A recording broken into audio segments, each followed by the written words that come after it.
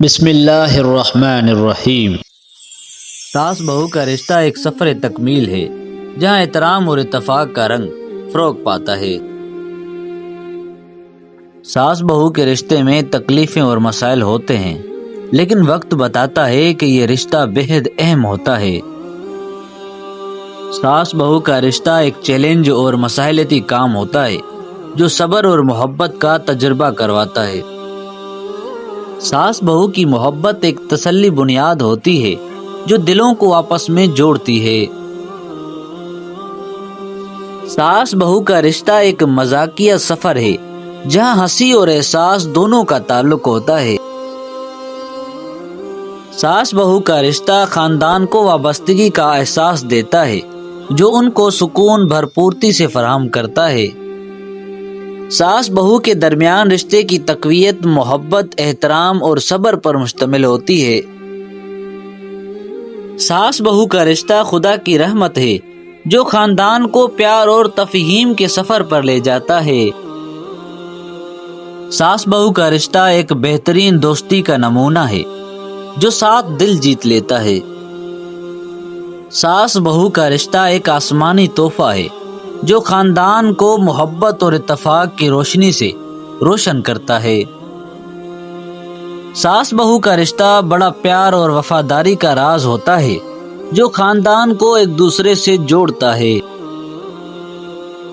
ساس بہو کے درمیان رشتے کی قوت محبت میں ہوتی ہے جو دلوں کو متحرک اور پیار سے بھر دیتی ہے۔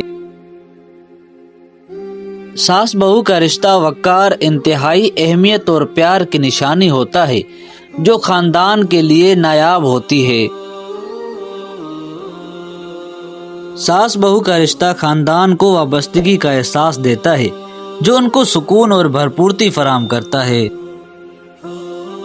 سوچا تھا رشتے میں ہم سفری کے پھول کھلیں گے، لیکن اس جنگ کے وجدان میں خوشبو گم ہی ہو گئی۔ جب بہو کی محبت پہلے سے تقاضوں کی جنگ بن چکی ہوتی ہے تو رشتے کا رنگ بھی رونگنے لگتا ہے۔ دل کو دکھاتا ہوں ان دستانہ کو جو ساس اور بہو کا رشتہ ہے، جو خوشیوں کی جگہ یہاں غم کا محل بن گیا ہے۔ یہاں چھوٹے چھوٹے جھگڑوں نے اس رشتے کو بڑا رنگ دیا ہے۔ اب محبت بھی تھک چکی ہے اور تصادموں کی دنیا بسنے لگی ہے۔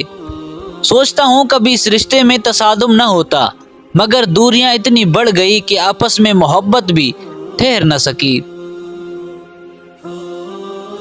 ساس: بہو مجھے تم سے بہت زیادہ پیار ہے۔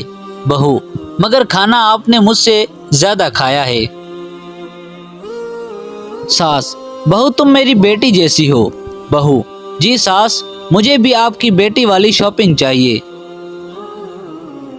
ساس بہو کے درمیان جھگڑوں کے دھاگے اتنے ٹھیک ہو گئے ہیں کہ اب محبت کی رسم بھول چکی ہے۔ شوہر کے ماں باپ کی خدمت بیوی کے ذمے نہیں۔ اگر بیوی سعادت سمجھتے ہوئے ان کی خدمت سر انجام دیتی ہے تو رب کی طرف سے اسے اتنا صلہ اور اجر ملتا ہے کہ اس کی آنے والی نسلیں تک سنور جاتی ہیں۔ عورت کے لیے گھر کو جنت بنانے والی 8 باتیں۔ نمبر 1: شوہر جو بھی کہے اس کی بات پر مکمل اعتماد کا مظاہرہ کرے۔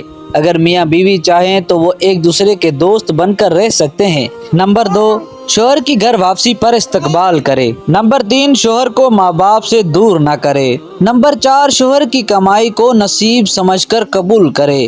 نمبر 5: میکے جانے کا وقت اور دن مقرر کر لے۔ نمبر 6: شوہر کے موڈ کے مطابق موڈ بنائے۔ نمبر 7: اپنے مسائل میکے میں بیان نہ کرے۔ نمبر 8: دوسروں سے اپنا موازنہ ہرگز نہ کرے۔ اپنی ہی بیٹی نہیں تھکتی صرف کام کر کے، ذرا غور سے دیکھو دوسروں کی بیٹی بھی تھک جاتی ہے کام کر کے۔ بہو یا بیوی چپ چاپ سب کچھ سے رہی ہو تو سب خوش ہوتے ہیں، پر اپنے حق میں بول لینا اس کے لیے عذاب بن جاتا ہے۔ تبھی عورتیں چپ رہنا زیادہ پسند کرتی ہیں اور الزام انہیں پر آئے گا، کر نیا مقدمہ ہوتے ہوئے بھی وہ مجرم بن جائیں گی۔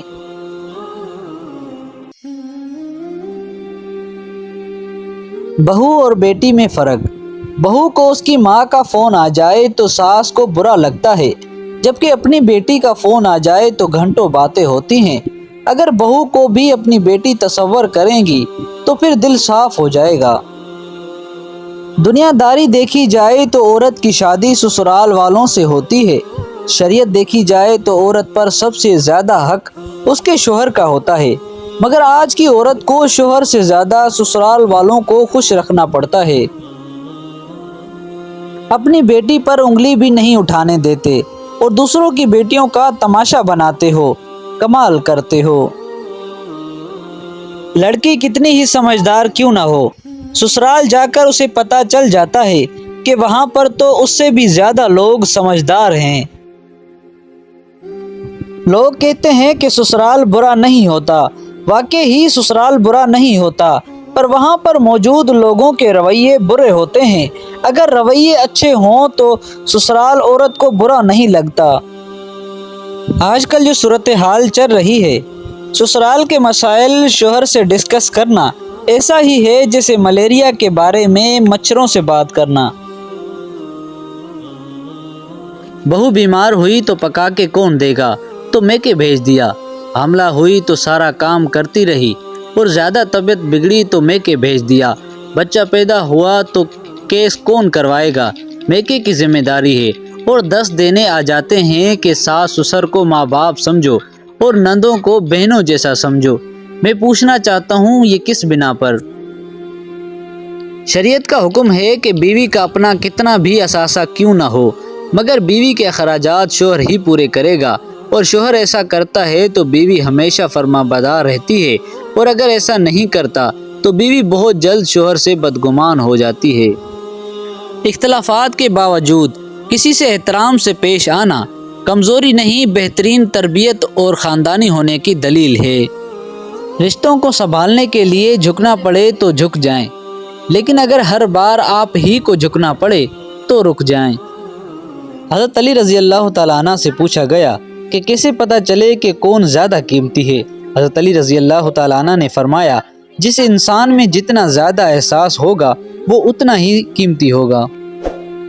حضرت علی رضی اللہ تعالیٰ عنہ کا فرمان ہے کہ کچھ لوگ اپنی اکڑ کی وجہ سے قیمتی رشتے کھو دیتے ہیں، اور کچھ لوگ رشتے بچاتے بچاتے اپنی قدر کھو دیتے ہیں۔